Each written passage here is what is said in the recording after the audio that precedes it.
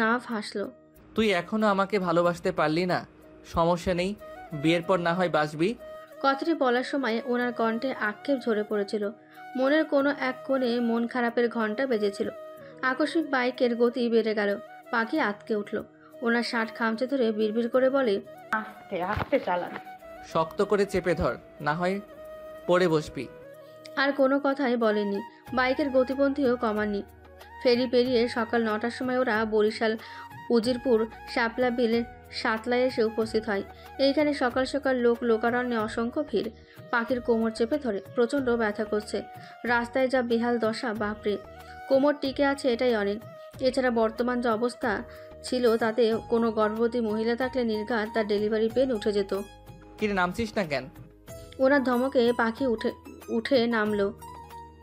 কোমর ধরে নড়াচড়া করলো। ও মা গো মা! কোমরের নাট বোল্ট যাচ্ছিল। ভাঙাচোরা রাস্তায় তা যেন প্রায় ঢিলেঢালা হওয়ার জোগাড়। কিছুক্ষণ পর রমেশকে দেখা গেল, ওদের দিকে এগিয়ে আসলো। হাত উঠিয়ে কপলদয়ে সালাম ঠুকলো। আসসালামু আলাইকুম ভাই ভাবি, কেমন আছেন?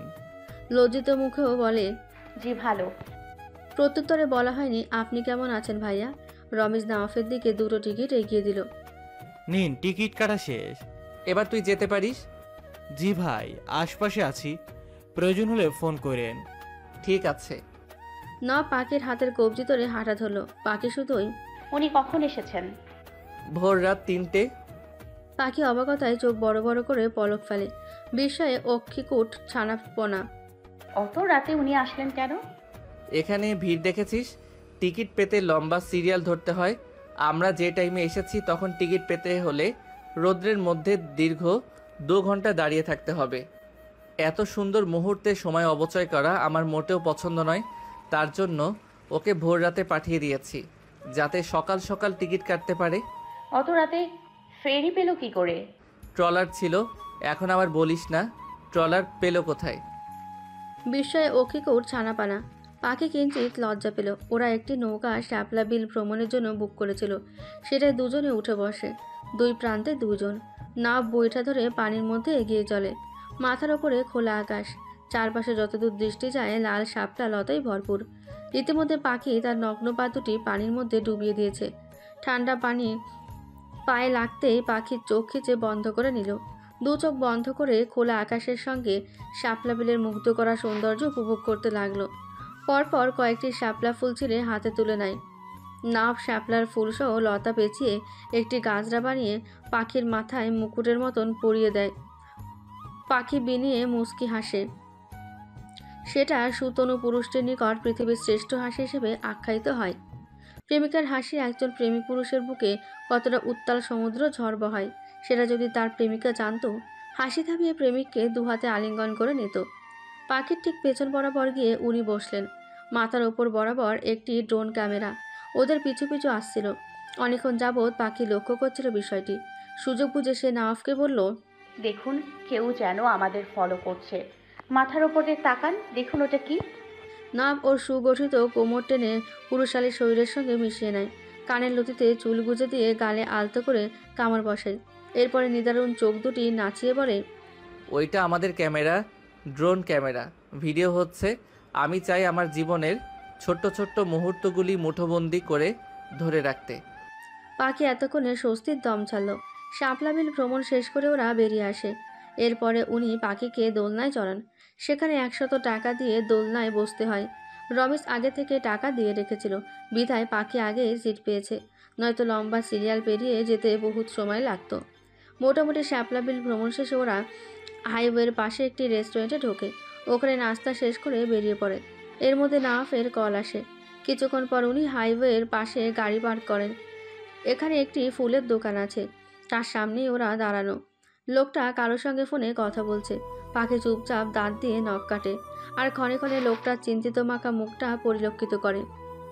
কি বিষয় নিয়ে উনি এত চিন্তা উত্তেজিত জানা নেই, তবুও কেমন যেন উদাস উদাস লাগে। চোখ ভেঙে ভীষণ ঘুম ঘুম পাচ্ছে। দু একবার হামি দিল হাত উঠিয়ে। নওয়াব আর চোখে দেখে ফের ফোন ঘাঁটতে ব্যস্ত হয়। কিসের এত অপেক্ষা পাখি বুঝল না। আর কিছুক্ষণ থাকলে নির্ঘাত ও রাস্তাতেই ঘুমিয়ে পড়বে। কিছুক্ষণ পর একটি অটো এসে থামলো। অটো থেকে যাকে বেরিয়ে আসতে দেখলো তা দেখে পাখির দম বন্ধ হওয়ার জোগাড়। তড়িঘড়ি সে নাওয়াফের আড়ালে গিয়ে লুকিয়ে পড়ল। সেটা থেকে নাওয়াফ আর চোখে হাসলো। নাওয়াফ এগিয়ে গিয়ে লোকটার সঙ্গে হ্যান্ডশেক করলো। সালাম নানাজান, ভালো আছেন? আলহামদুলিল্লাহ ভালো আছি নাজ্জামাই। আমার নাতির কি অবস্থা? পাখির কাচুমাচু করে ভয়াতুর দৃষ্টি মেলে গলদেশের সঙ্গে থুতনি লাগিয়ে রাখে। গোর অপরাধ বোধে মনটা তলিয়ে সিকান্দার মির্জা পাখির নিকটে সে থুতনি জাগিয়ে তোলেন। মুখ এত শুকনো কেন তোর? পাখি কি বলবে খুঁজে পেল না কিছুই। তবে একটা বিষয় ক্লিয়ার, ওর নানা জানে এই ব্যাপারটা, কিন্তু উনি এখানে কেন? প্রশ্নটা রয়ে গেল। জিজ্ঞেস করার সাহস অবধি করলো না। সিকান্দার মির্জার সঙ্গে আরও একজন ছিল। মিনিট 2 পর কালো রঙের একটি মাইক্রোবাস শাসা করে ওদের সামনে এসে থামে। সেখান থেকে নাওয়াফে ছোট চাচু ইকবাল তালুকদারকে নামতে দেখা গেল। নাওয়াফ তার নিকটে এগিয়ে যান। উনি একা আসেননি, সঙ্গে একজন মধ্যবয়সী লোক আছেন, বয়স কমই, হবে হয়তো 35। নাওয়াফ ওর চাচুকে জড়িয়ে ধরে। এসেছো তুমি? কি ভেবেছিলে আসবো না? আমি তোমার মতো মোটেই ফাঁকিবাজ নই। একটু ভয় হয়েছিল। দূর বেটা, তোকে সাহসী মনে করে ভুল করেছি। নাওয়াফ খানিকটা হাসলো, পাখিকে হাতের ইশারায় দেখালো। কেমন? যদিও গায়ের রং চাপা, তবে ভীষণ মায়াবতী। আর এই মায়াবতীরা সুন্দরীদেরও হার মানায়। এরা খুব ভয়ঙ্কর। এরা জাদু টাদু করে ছেলেদের মাথা খায়। যেমন তুই ফেসেছিস তো মরেছিস। কথাটা বলে লোকটা হা হা করে হেসে দিল। বোঝা গেল লোকটা হাসি ঠাট্টা করে কথা বলতে ভীষণ পছন্দ করে, কণ্ঠে রসিকতাপূর্ণে ভরা। মজা বাদ দাও, পরিচিত হও। উনি আমার নানা শ্বশুর সিকান্দার মির্জা। ওনার পাশের জন ওনার বন্ধু, দুজনেই একই মাদ্রাসায় শিক্ষকতা করেন। তোর এত কষ্ট করে পরিচয় করিয়ে দেওয়ার দরকার নাই। উনাকে আমি আগে থেকেই চিনি। একসময় উনার মাদ্রাসায় পড়তাম। কি গো মাস্টার মশাই, বলেন না কিছু? বলা বলি বাদ দাও, আপাতত যে কাজে এসেছি দ্রুত করো, আমার আবার কাজ আছে, যেতে হবে। পাখি ওদের কথার প্যাচ আগাগোড়া কিছুই বুঝে না। কি কাজে এসেছে ওরা? কতক্ষণ বোকার মতন চেয়েছিল। বিরক্ত হয়ে দুটো শালিকের দুষ্টুমি দেখতে লাগে। তবে একটা কথা ক্লিয়ার, ওনারা দুজনেই এই বিষয়ে যেন আগে থেকেই অবগত। মাইক্রোবাসের ভেতরে নাওয়াফ পাখিকে বসতে বলল। ওরাও সকলে উঠে বসে জরুরি কাজের উদ্দেশ্যে বেরিয়ে পড়ে। কিছুক্ষণ পর নাওয়াফের বাইক রমিজ এসে নিয়ে যায়। সকাল 11টার দিকে ওরা সরকারি প্রতিষ্ঠানের সামনে গিয়ে নামে। গাড়ি থেকে নেমে বাকি আশপাশ তাকালো। বড় বড় অক্ষরে লেখা দেখে হাইকোর্ট। তার অবাক লাগে, বড্ড অবাক। বিষয়ে অধর ছড়িয়ে যায়, দুশ্চিন্তা হাড় কাঁপানোর মতন। আশ্চর্য, ওরা কোর্টে আসলো কেন? প্রশ্নটা মাথার ভেতরে ঘূর্ণিঝড়ের মতন ঘুরপাক খাচ্ছে। ততক্ষণে আদালতের ভেতরে ওরা ঢুকে গেল। ওর নানার হাতে কিছু কাগজপত্র দেখতে পেল। একজন উকিল, উনি কিছু লিখছেন। নাওয়াফের দিকে একটি কাগজ এগিয়ে দিলেন। উনি পরপর সাইন করে দিল। এবার পাখির পালা। পাখিকে সাইন করতে দিলে ও আশ্চর্য হয়ে বলে, এটা কিসের কাগজ? এই প্রথম। নাওয়াফের সিরিয়াস মুহূর্তে চরম বিরক্ত লাগলো, তবুও বলল, কোর্ট কাবিনের। পাখির মনে হলো ওর মাথার উপর ছোটখাটো ভূমিকম্প হলো। ধীরে ধীরে ও মাটি ফেটে ঘোর অন্ধকারে তলিয়ে যাচ্ছে। লোকটা কাঠিন্য মুখে শুধালেন, পাখি সাইন করো। পাখি 2 পা পিছিয়ে যায়। আমি এটা করতে পারবো না। উকিল ভীষণ বিরক্ত হলেন। কত গুরুত্বপূর্ণ গাছ ফেলে রেখে এদের কোর্ট কাবিনে করতে বসলো, অথচ এরা বাংলা সিনেমা শুরু করে দিয়েছে। তিনি চরম মেজাজ দেখালেন।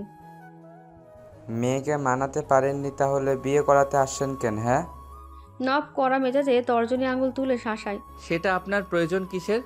আপনার যা কাজ তাই করুন।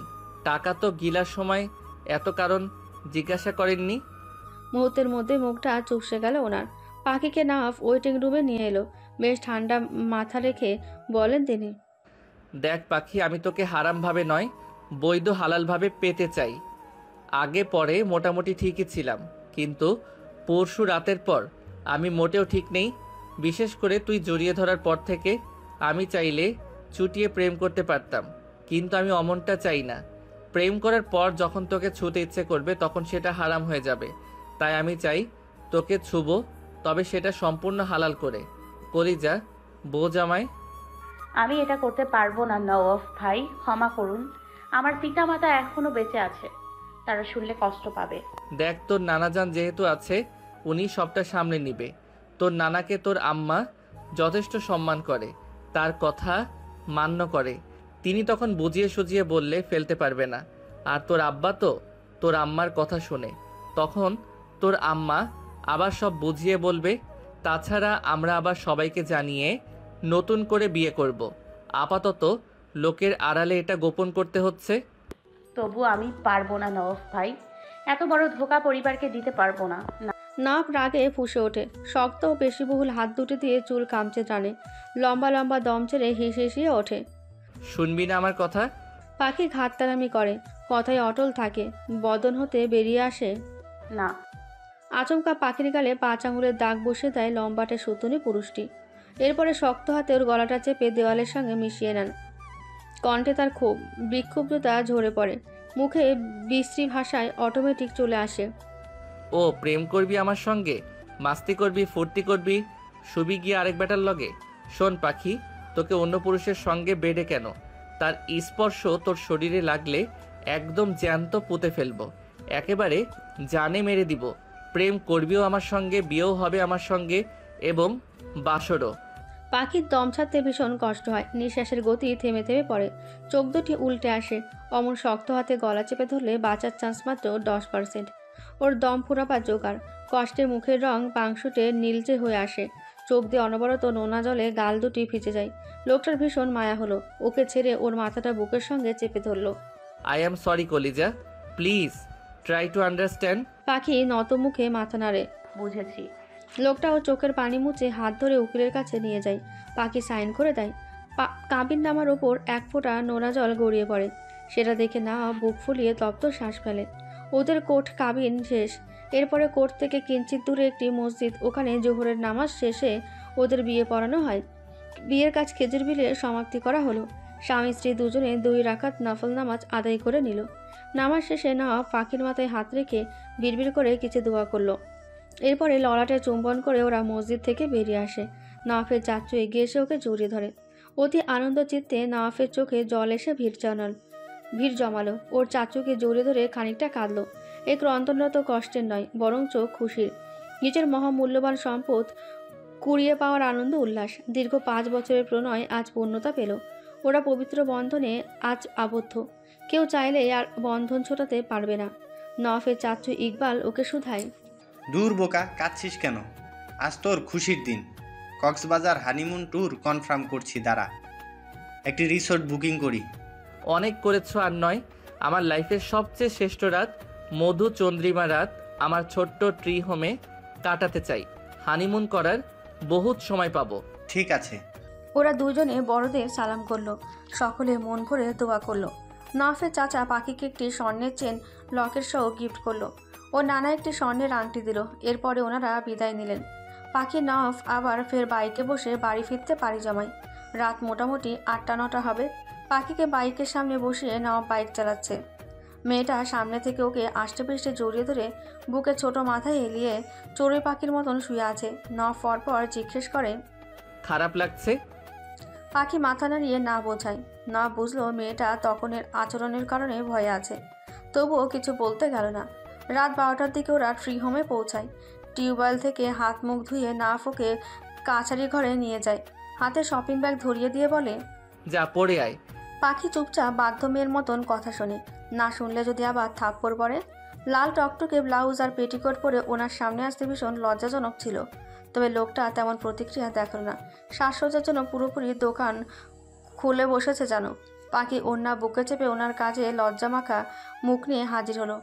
উনি ওড়না বুক থেকে এক প্রকার ছুঁড়ে মারল। জর্জেট একটি শাড়ি, যেখানে জমিনে কোনো প্রকার কাজ করাই ছিল না। শাড়িটা ভীষণ সফট, যেটা বের করে কোমরে গুজতে গুজতে বলেন তিনি, এত লজ্জা পাচ্ছিস কেন? এখন পর্যন্ত তো কিছুই করিনি। একটু সময়ের পর তো তখন অনেক কিছু করব। তার জন্য কিছু অবশিষ্ট লজ্জা রাখ অন্তত। পাখি মুখ লুকানোর মতো জায়গা পেলে না। বিড়বিড় করে বলে, নির্লজ্জ।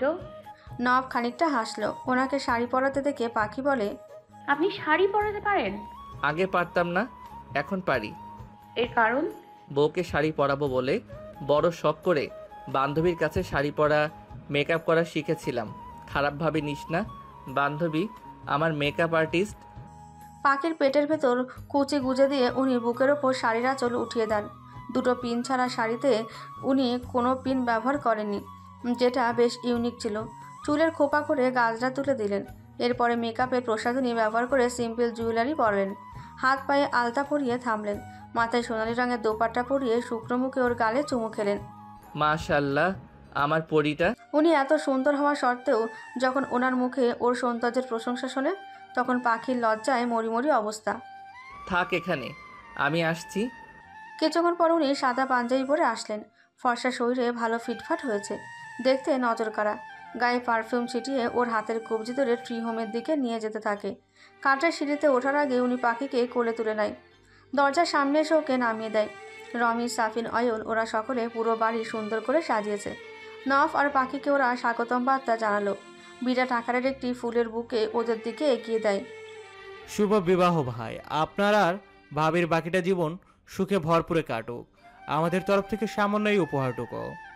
নফ স্বাচ্ছন্দ্যে নিল, চুলে হাত বুলিয়ে দিয়ে বলে, বড্ড বড় হয়ে গেছিস। বিনিময়ে ও মুচকি হাসে। নফ ওদের দিকে ওর বিএমডব্লিউর গাড়ির চাবি এগিয়ে দিয়ে বলে, 3 দিনের confirm Cox's Bazar tour, resort booking করা শেষ। যা 3টায় ঘুরে আয়। তিনজনে বড্ড খুশি হলো। চাবি নিয়ে বলে, ধন্যবাদ ভাই, দ্রুত চাচ্চু হতে চাই। আমি সচেতন নাগরিক, এত তাড়াতাড়ি জনগণ বাড়িয়ে বউয়ের আদর থেকে বঞ্চিত হতে চাই না। যা তোরা। ওরা চলে গেল। পাখির রক্তিম মুখটা উঁচু করে তুলে শুধান তিনি। তুই এত লজ্জা পাচ্ছিস কেন? পাখি উত্তর দিল না। দরজার সামনে বিশাল বড় থালা, সেখানে দুধ আলতা মিক্সিং করে রাখা, তার সামনে লম্বা সাদা রঙের কাপড় বেডরুম পর্যন্ত বিছানো। নব ইশারায় পা বাড়াতে বলে। পাখি শুধায়, এসব কেন? এগুলি তো সনাতন ধর্মের নিয়ম কানুন। দেখ, নিয়ম কারণ আমি বুঝি না, জিনিসটা আমার কাছে প্রচণ্ড ভালো লাগছে তাই করেছি। পাখি আর কিছুই বলল না। নফ ক্যামেরা ওদের সামনে ওপেন করে রেখে পাখির হাত ধরে ওর বেডরুমে নিয়ে যেতে লাগলো। কিশোরীর আলতা মাখা পায়ের ছাপ সাদা কাপড়ের ওপর পড়ছে। বেডরুমে যাওয়ার পর নফ কাপড়টা উঠিয়ে ভাঁজ করে আলমারিতে তুলে রাখলো। পাখি চতুর্দিক নজর ঘুরিয়ে ঘুরিয়ে দেখে। পুরো ঘর তাজা তাজা ফুল দিয়ে সাজানো, তার ভেতরে ডেকোরেটিভ ফেরি লাইট, সারি সারি কালারিং মোমগুলি জ্বলমান। এত ফুল পেয়েছেন কোথায়? তোর স্বামীর পুষ্প বাগিচা আছে, ভুলে গেছিস নাকি?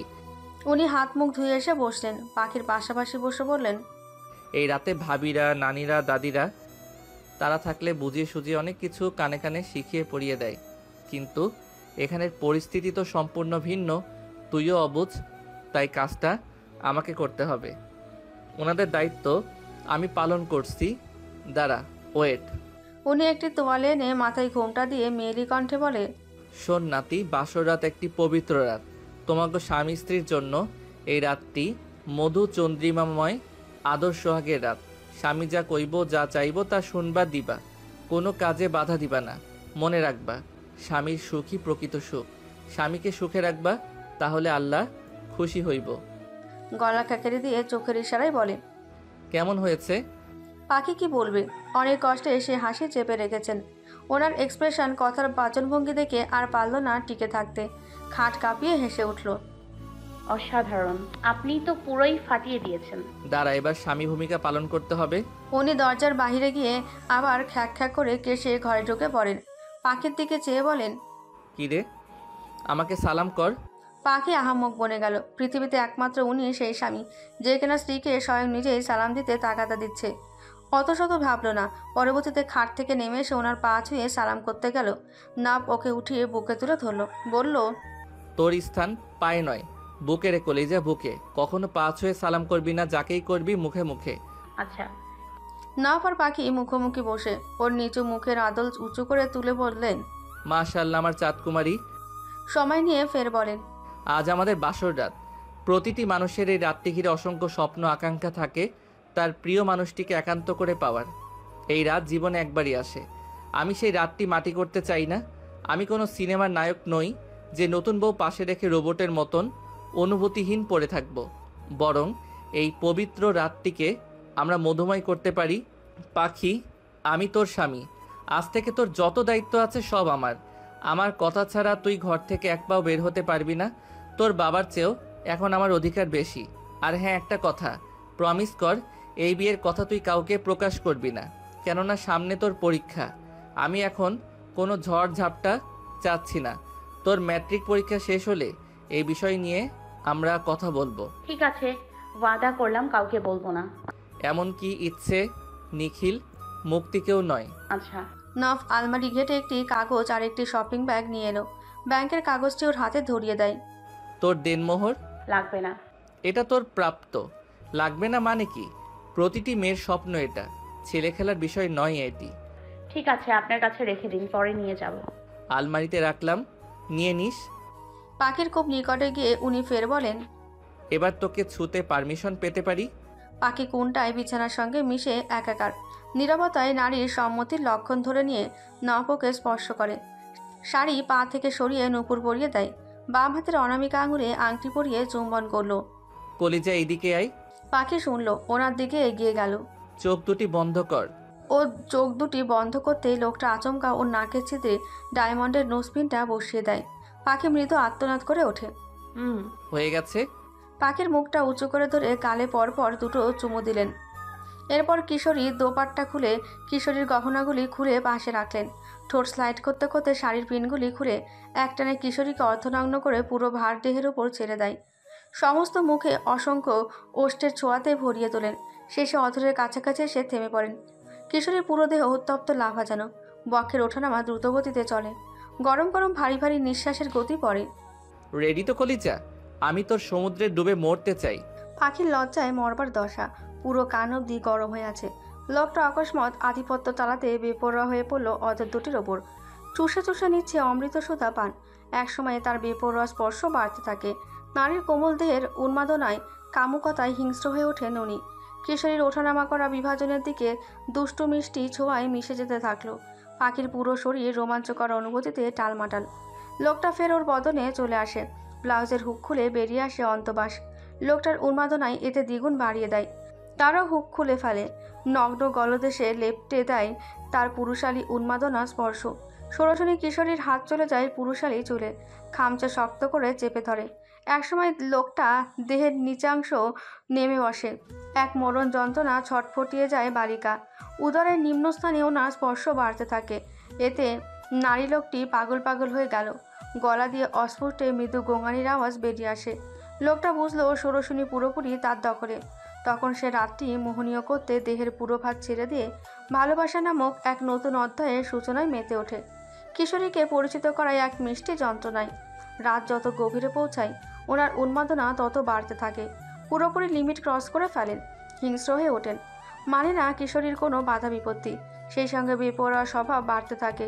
কিশোরী মরণ যন্ত্রণায় ছটফটিয়ে ওঠে। গলা দিয়ে আর্তনাদ করতেও পারছে না।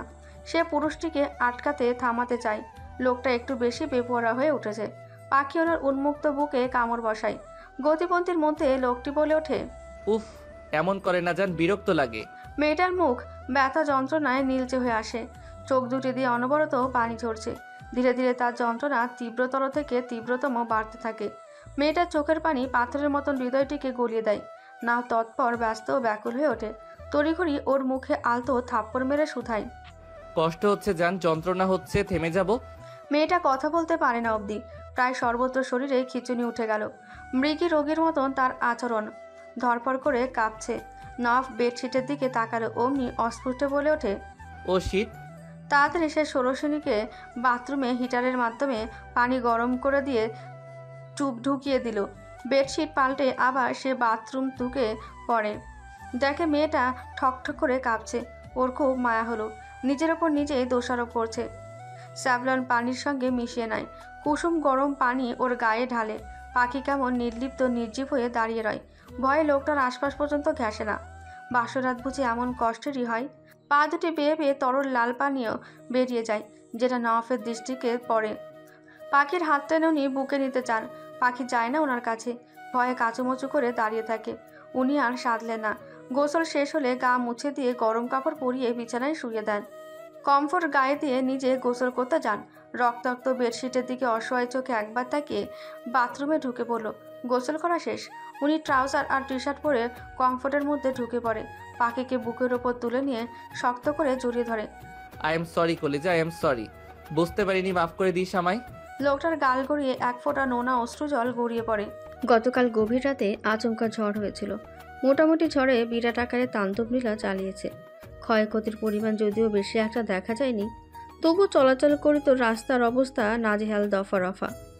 রেন্দি, চাম্বুল, মেহগুনি গাছের ডাল ভেঙে রাস্তাঘাটে আনাচে কানাচে ছড়িয়ে ছিটিয়ে থাকতে দেখা যায়।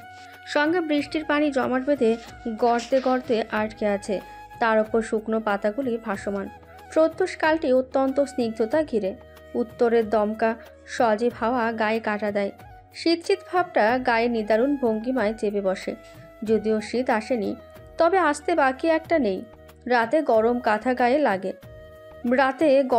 গায়ে লাগে। সকাল সকাল নিমজ্জিত তন্দ্রা ছুটে চলে ওনার। পিন পিন করে ঈগল দৃষ্টি দুটির ঘুমন্ত তরুণীর ওপর তাক করে বসেন। নীরবে নিশ্চিন্তে একটি আশ্রয়স্থল পেয়ে কি নিদারুণ ভঙ্গিমায় শান্তির শয্যায় সজ্জিত মেয়েটি। বিড়াল ছানার মতন প্রশস্ত নগ্ন লোমকৃত চওড়া বুকের সঙ্গে গুটি গুটি মেরে লেপ্টে আছে। কে বলবে গতকালই তারা নব্য দম্পতি হিসেবে স্বীকৃতি পেয়েছে?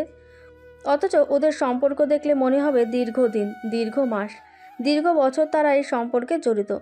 উনি মেয়েটার হাতের উল্টো পিঠে অধর ছোঁয়ান। বুকটাকে বিছানা বানিয়ে চেপে ধরে বালিকা গভীর নিদ্রাচ্ছন্নে আচ্ছন্ন। উনি নড়ে চড়ে ওঠেন। তরুণীর গালে পরপর কয়েকটি চুমু খেলেন। গাল দুটি বৃদ্ধা আঙুল দিয়ে হালকা ঘষেন। তৎপর কোমল হাতের আঙুলের ভাঁজে ভাঁজে পুরুষালী খসখসে লম্বাটে আঙুলগুলি ঢুকিয়ে দেন। মসৃণ মুখটিতে কয়েক গুচ্ছ চুল এসে লুকোচুরি খেলে। উনি সেগুলি সযত্নে কানের লতির পেছনে গোজেন। মেয়েটার লালা তার বুকটাকে আঠালো বানিয়ে ছাড়ল। উনি বিরক্ত হলেন না, মৃদু হাসেন। নৈশব্দেও তার হাসির কলরব। কাঁধ বের করে নগ্ন কাঁধে থুতনি ঘর্ষণ করেন। ভীষণ ভালো লাগলো। ইচ্ছে হয় ফের মেয়েটাকে অতি নিকটে পেতে, অমর সৌন্দর্য ভরা রূপে ডুবে মরতে। একসঙ্গে এত ডোজ সামলানো কষ্টদায়ক, তাই নিজেকে কন্ট্রোল করা অতি প্রায় আবশ্যক।